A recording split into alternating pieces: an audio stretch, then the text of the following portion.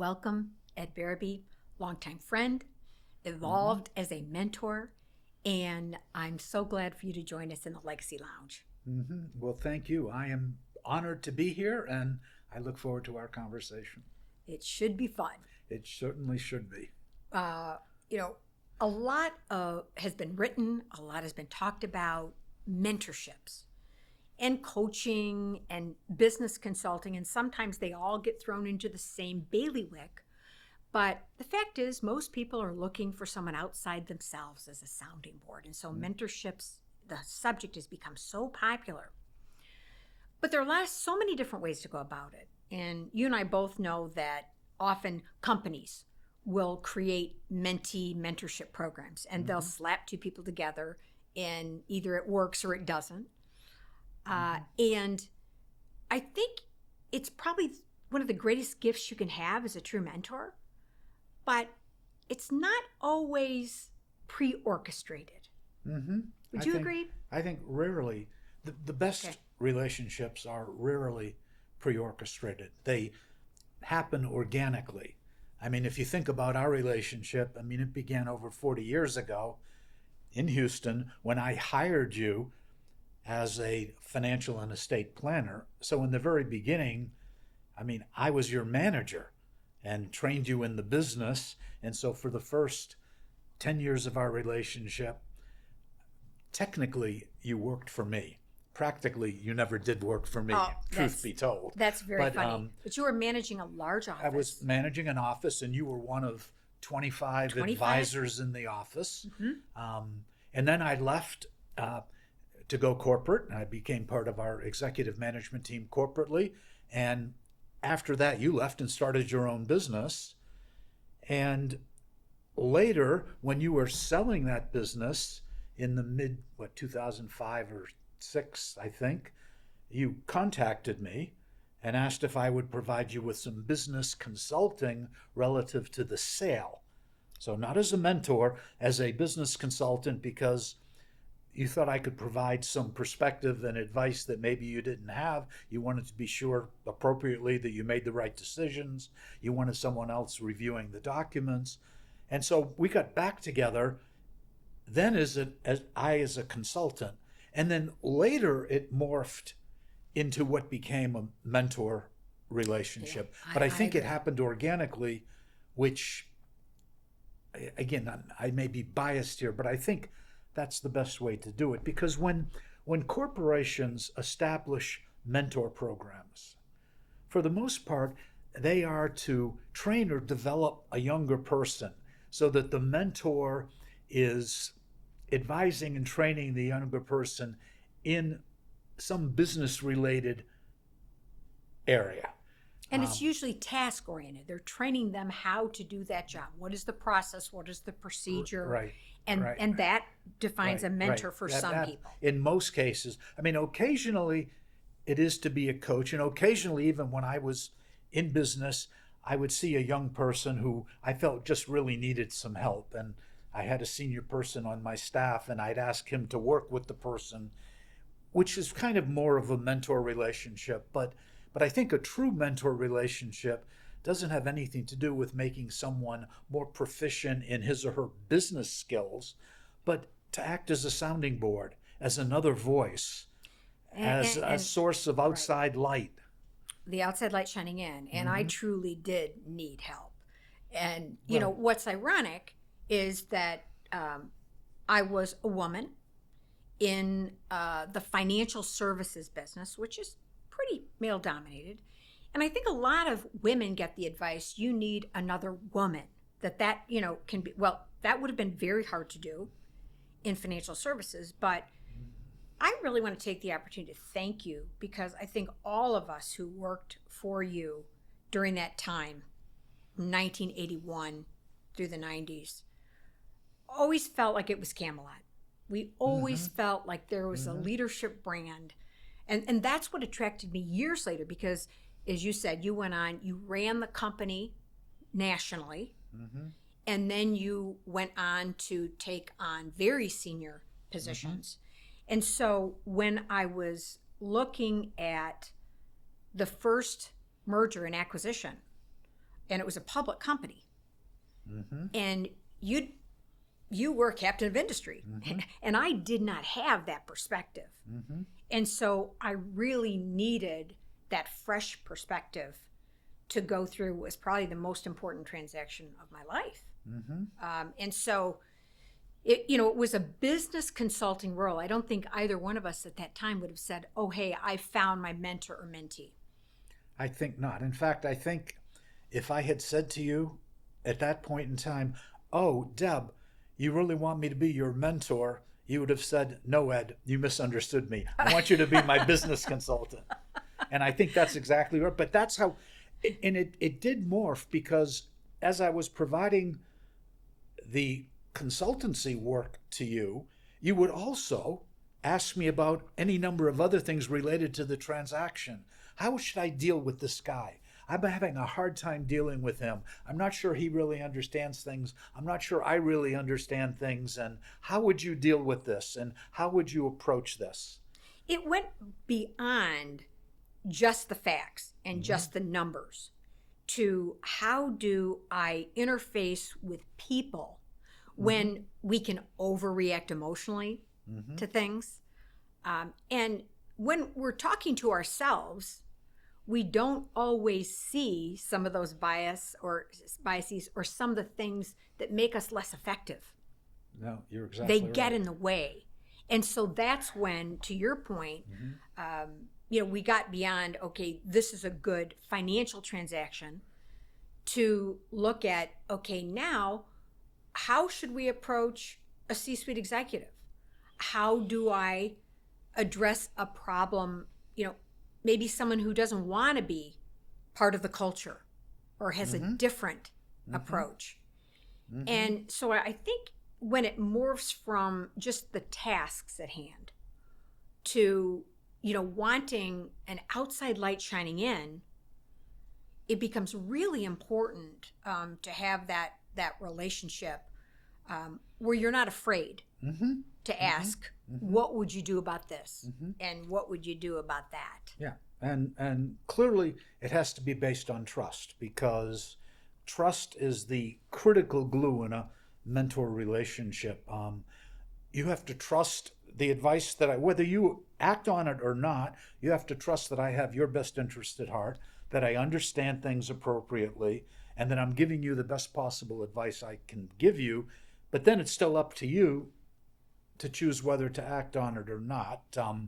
In fact, I don't know, I'm not sure when this occurred, but it was probably in the early years of Stavis and Cohen, where I was in a role as a mentor. The first private company. And you asked me for some advice about something, and I gave you the advice, and you didn't act on it the way but because you thought, well, I didn't quite understand it, as may well have been the case.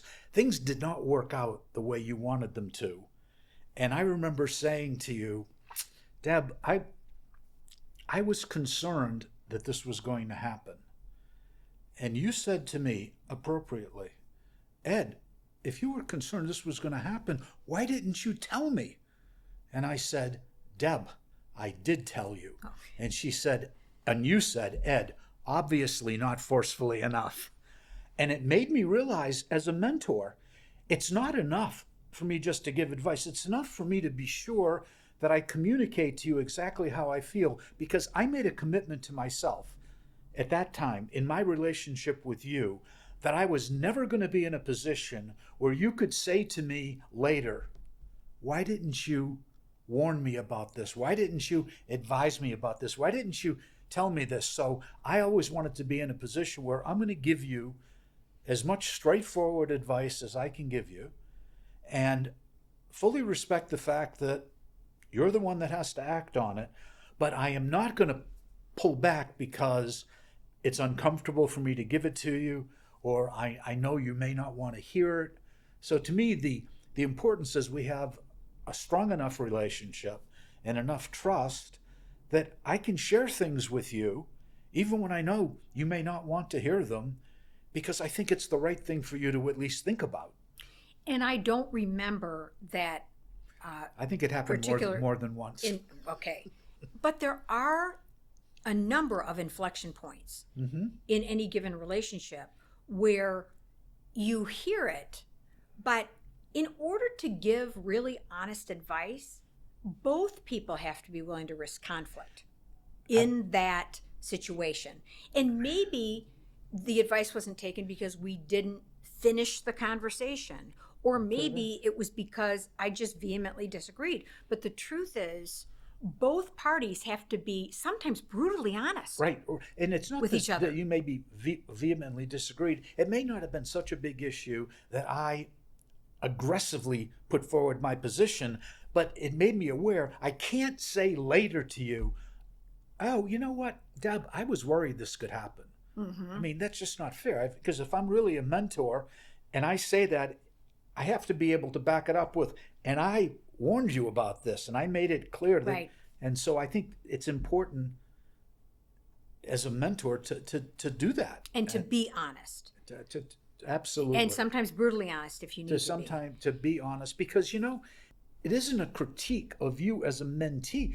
You're in the fray, and you particularly, you are passionate, you are ambitious, you are focused, you've got vision, you're always looking for ways to improve your business.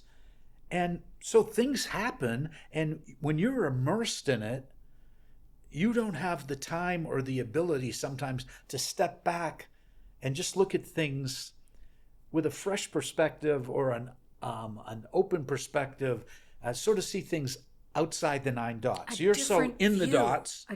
Just a different view of the situation. And it would have been so easy for you to say, man, she didn't take my advice. She did something that I didn't want to do, and therefore I'm cutting her off. I don't need this mentor-mentee relationship, right? Mm-hmm. I wonder why that didn't happen. Well, because a mentor-mentee relationship is a two-way relationship. I have to get value out of the relationship as well as give value. So I think no good relationship like we have can be strictly one way. Or rosy all the time. Rosy, no. But for me, I'm retired, except for the work I do with you. So it just adds meaning and value to my life. I mean, it's something I look forward to doing as long as I feel like I'm adding value. So for me, it's critical that I feel I can add value and that you trust me enough to listen to what I share. But yeah, it's an important part of my life. That is so good to hear when, after all these years, I've just thought I'm a pain in the keister. Well, wait a minute. I'm not saying you're not a pain sometimes. You are sometimes now we're both a pain. pounding the But table. actually, honestly, that's what makes it work. I mean, if you were a pushover and I could just come in and tell you things and you just did them, that wouldn't work for me either. I mean, there's got to be a challenge. There's got to be, absolutely. I mean, I know coming in, I got to figure out how I share this with you, because it's not just sharing the information. If I really think it's the right thing to do, it's sharing it in a way where I'm able to get you to think about something differently and perhaps make a different decision. So, and I think that's important. It's not because if it was easy, I don't even think it would be fun. I mean, it's just, I mean, maybe I'm nutty, but I think the fact that there's a challenge involved, which can at times be frustrating. I can get off a call from you and think, oh God, boy, that was hard. But I mean, and because it's like, we talked about this and it keeps coming up. And so that happens, but that's all part of what makes our relationship work. That we're able to stick to it. Yeah, there's nothing... Even though there are patches where it's difficult. There's nothing Pollyannish about it, right? It's not a walk in the park. And a mentor is not someone who just gives you glowing reviews and that's right. props you up, which it's nice to have also. When it but happens, if you weren't and it's calling me on the things that you think are really important, irrespective of the decision. Absolutely. I think the greatest value I provide to you isn't to tell you you're doing a great job. I mean, you're I've doing noticed a great that, right, that yeah. It's to say, if you really want to do a better job, think about this, this, and this. yeah, I saw that movie, The Intern. Oh, you did? Yeah, where Robert De Niro. Right. And he was so nice to her all the time. I'm lucky that you're not. I'm lucky that you're honest. And I'm lucky that even when the decisions aren't exactly the way you might have told me, that you don't give up on me. And I do think that is really an important thing. And I want to thank you for that through the years. It's because our mentorship is grounded in a friendship too. So it's not just an artificial business relationship where, like when someone has a coach and they have a relationship, they call their coach every couple of weeks and they spend an hour on the phone. That's important, and that can provide, it's like having a counselor. But that's different than a mentor relationship. Or some people use a coach to be accountable on a consistent basis, and that absolutely it's a different relationship. No, and I'm saying, can work really well too. Right, and no way am I discounting that. I'm saying, right, you need someone to hold you accountable.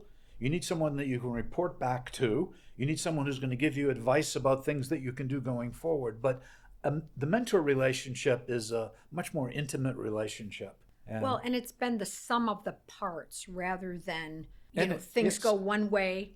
Right, and it's not an hour every week or 2 weeks. It's when it's organic and dynamic, and you get on the phone and call me whenever you have something that is of concern to you. Or right now in our growth span, because you know me and we have a history, and you know how I work with who I work, you're helping us find the right chief investment officer, the right director of finance and operations. And the fact that I really value that insight gives me a lot more confidence in the decisions I make. And so I do believe everyone needs a sounding board like that, but it can't always be preordained or pre-orchestrated. And I think a lot of people think it can. Well, I think the ones that are orchestrated can be good, but they have to grow into something more than that to be really effective. Yeah. And as you said, we started out subordinate boss for a long time. Not for a long time. We started out subordinate boss, but very quickly I realized, no, Deb does not consider herself a subordinate, which you weren't. And that's why you were so successful. I mean, you were building up your own practice, and I could be there to support you. But I wasn't a mentor because you were one of 20, 25 people. But yeah, I was clearly involved in helping you develop to become successful.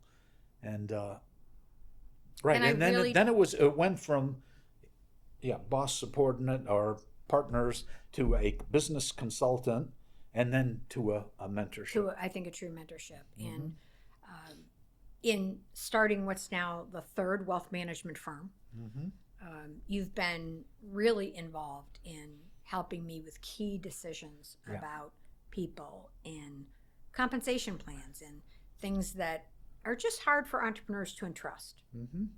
But I thank you. Well, we've learned a lot too. I mean, we've learned together on how to do it right. Well, thank you, my mentor, my friend. No, you're welcome. It's really an honor, a pleasure. And as I said, you add as much value to my life and my work as I hope I do to you. Thank you, Ed. You're welcome, Deb.